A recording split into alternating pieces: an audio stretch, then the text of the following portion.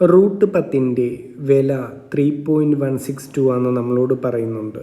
നമുക്ക് കണ്ടുപിടിക്കേണ്ടത് 1/√10ൻ്റെ വാല്യൂ ആണ് കണ്ടുപിടിക്കേണ്ടത്. ഓക്കെ ആണോ? അതിൻ്റെ ഏറ്റവും എളുപ്പമാർഗം നമുക്ക് കണ്ടുപിടിക്കേണ്ടത് 1/√10ൻ്റെ വിലയാണ്. നമുക്ക് √10 കൊണ്ട് മുകളിലും താഴെയൊന്ന് ഗുണിച്ചാലോ? ഈ തന്നിരിക്കുന്ന ഫ്രാക്ഷൻ്റെ മുകളിലും താഴെയും √10 കൊണ്ട് ഗുണിക്കാനാണ് ഞാൻ പറഞ്ഞു. മുകളിലും താഴെയും ഒരേ സംഖ്യ കൊണ്ട് ഗുണിച്ചാൽ എഫക്റ്റ് ന്യൂട്രലൈസ് ആകത്തേ ഉള്ളൂ. കുഴപ്പമൊന്നുമില്ല, വിലകളിൽ മാറ്റമൊന്നും വരുത്തില്ല. ഓക്കെ, മുകളിൽ ഗുണിക്കുമ്പോൾ എന്ത് വരും? 1 × √10 തന്നെ. ഇനി താഴത്തെ കഥ പറഞ്ഞേ.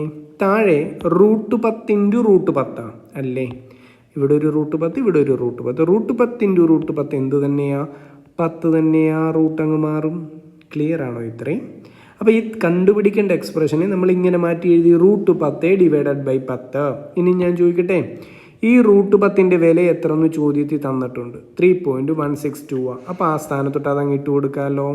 3.162 ആണ് √10ൻ്റെ വില ÷ 10. 10 കൊണ്ട് ഹരിക്കാന്ന് വെച്ചാൽ ഒരു സ്ഥാനം മാറ്റി കുത്തിട്ടാൽ മതി. അപ്പം നമ്മുടെ ആൻസർ എത്ര? 0.3162. ക്ലിയർ ആയോ? ഓക്കെ അല്ലേ? ശരി, താങ്ക് യു.